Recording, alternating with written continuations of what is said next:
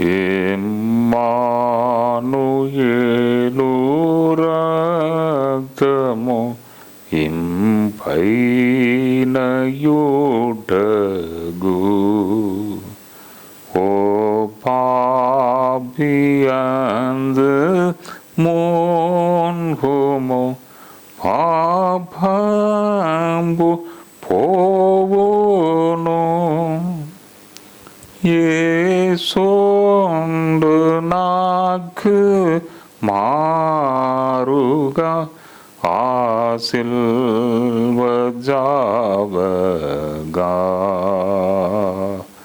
శ్రీయేసు రక్తమప్పుడు స్రవించు నాకుగా. ఈ దినము మీకు వచ్చుచున్న మాట ఏమిటి అంటే, మత్తయి సువార్త 7వ అధ్యాయం 21లో ప్రభువా ప్రభువా అని నన్ను పిలుచు ప్రతి వాడును పరలోక రాజ్యంలో ప్రవేశింపడు గాని పరలోకమందు నా తండ్రి చిత్త ప్రకారం చేయువాడే ప్రవేశించునని నేను మీతో చెప్పుచున్నాను. అంటే ప్రభువా ప్రభువా అని నన్ను పిలుచుచున్న వారు పరలోక రాజ్యంలో వెళ్ళరు గాని నా తండ్రి యొక్క చిత్త ప్రకారం చేయువారే పరలోక రాజ్యము ప్రవేశించును. అంటే తండ్రి చిత్త ప్రకారం చేయువారు అనేది చాలా ఇంపార్టెంట్. తండ్రి చిత్త ప్రకారము అంటే బైబిల్ గ్రంథంలో మనకేమున్నదంటే, దిక్కు లేని వారిని ఆదరించాలి, విధవరాలను జ్ఞాపకం చేసుకోవాలి, భర్త లేని తల్లి వారి పిల్లలు కుటుంబ భారం చాలా కష్టం అవుతుంది. మీకు తెలుసు ఈ లోకములో ఎటువంటి ప్రాబ్లంలో ప్రజలు ఉన్నారో అన్నీ మీకు తెలుసు. వారిని జ్ఞాపకం చేసుకోండి. తర్వాత శిష్యులను చూపించి ప్రభు అంటున్నాడు, వారికి మీరు ఏది చేసినా నాకు చేసినట్టే. అంటే తండ్రి యొక్క చిత్తం, తండ్రి యొక్క మనస్సు మనము గ్రహించలేము. తండ్రి చిత్తం ఎలా ఉంటుంది గ్రహించలేము. కానీ తండ్రి చిత్త ప్రకారం చేయి వారి పరలోక రాజ్యములో ప్రవేశించును. యేసు ప్రభు కూడా పదే పదే నేను నా తండ్రి చిత్తమును చేయుటకు వచ్చాను. మత్తయి సువార్త 12వ అధ్యాయం 50వ వచనంలో నా తండ్రి చిత్తము చొప్పున చేయువాడే నా సహోదరుడును నా సహోదరియు నా తల్లియు అనేను. 3 చెప్తున్నారు, తల్లి, సహోదరుడు, సహోదరి. అంటే తండ్రి చిత్త ప్రకారం చేయువాడే నాకు సహోదరుడు, సహోదరి, నా తల్లి. అంటే కొద్దిగా అర్థం చేయండి. తండ్రి ఉంటాడు ఒక ఫ్యామిలీలో, తల్లి ఉంటుంది, సహోదరుడు ఉంటాడు, సహోదరి ఉంటుంది ఒక కుటుంబంలో. ఈ 4 సెక్షన్ ఉంటుంది.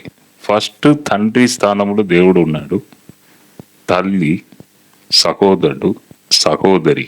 అంటే తండ్రి చిత్త ప్రకారం చేయువాడు. అంటే దానికి అర్థం ఏమిటి? తండ్రి చిత్తమును చేయువారు పరలోక రాజ్యములో కూడా మనం ఒక ఫ్యామిలీగా, కుటుంబముగా అక్కడ మనము ఉంటాము అని స్పష్టముగా అర్థమవుతున్నది ఈ వాక్యం ద్వారా. తండ్రి చిత్త ప్రకారం చేయువారు ఒక కుటుంబముగా పరలోక రాజ్యంలో ఉంటారు. యేసు ప్రభు ఈ లోకంలో ఉన్నప్పుడు ఒక చిన్న ఎగ్జాంపుల్ చెప్పాడు. ఏ ఎగ్జాంపుల్ అంటే మత్తయి సువార్త 21:28 వచనం నుండి అది ఉన్నది. ఒక తండ్రికి 2 కుమారులు. ఫస్ట్ కుమారుని దగ్గర వెళ్ళి, ద్రాక్ష తోటలో వెళ్ళి పని చేయి వెళ్ళు అని తండ్రి చెప్తే డైరెక్ట్గా ముఖం మీద కొట్టినట్టు నేను పోను అని చెప్పాడు.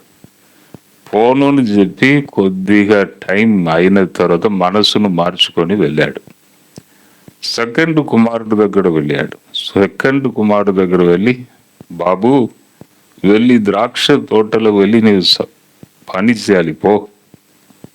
అప్పుడు అతడు అన్నాడు, వెళుతాను డాడీ, వెళుతాను అని చెప్పి మళ్ళీ వెళ్ళలేదు. ఇద్దరిలో తండ్రి చిత్తమును ఎవరు చేశారు, ఎవరు నెరవేర్చారని ప్రభు అడిగితే అక్కడ నిలబడి ఉన్న ప్రజలందరూ ఫస్ట్ కుమారుడే అని చెప్పారు. మనము కూడా చూడండి, ఒక్కొక్కసారి నేను చేస్తాను ప్రభువా అని చెప్తాం, కానీ చెయ్యము. తర్వాత నేను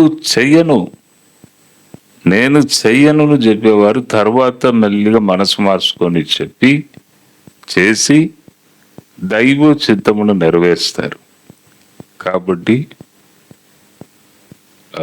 ఫస్ట్ వారు కడబట్టి వారు అవుతారు, కడబట్టి వారు మొదటి వారు అవుతారు అని బైబిల్లో ఉంది కదా.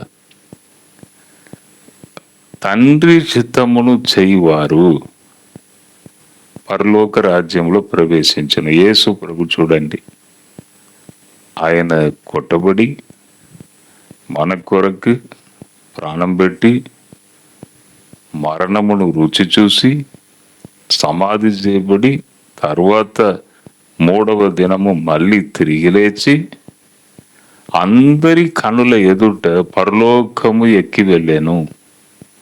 ఎందుకు?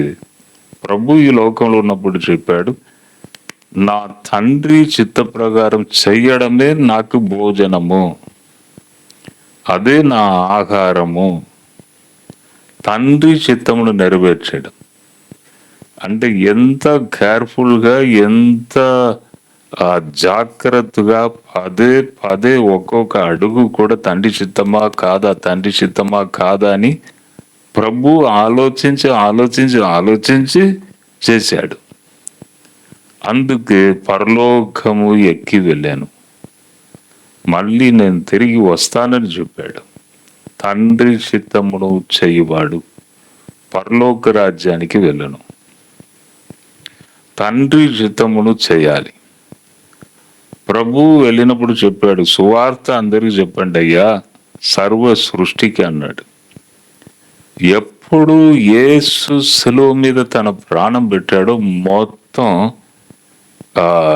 పరిస్థితి మొత్తం మారింది. కృపకాలం. అంతకుముందు చాలా డేంజర్. పంటికి పళ్ళు, కంటికి కన్ను, ఒక్కసారి గుద్దుతే మళ్ళీ 4 సార్లు గుద్దాలి. ఇది పాత నిబంధన కాల పుస్తకంలో అలా ఉంటది. దేనికైనా శిక్ష తప్పదు. నరుడు ఏం చేస్తున్నాడో దానికి శిక్ష తప్పకుండా ఉంటుంది. దేవుడే మోషేతో మాట్లాడి కొన్ని అధ్యాయములు ఈ తప్పు చేస్తే ఈ శిక్ష, ఈ తప్పు చేస్తే ఈ శిక్ష అని అన్ని బైబిల్ గ్రంథంలో ఉన్నవి.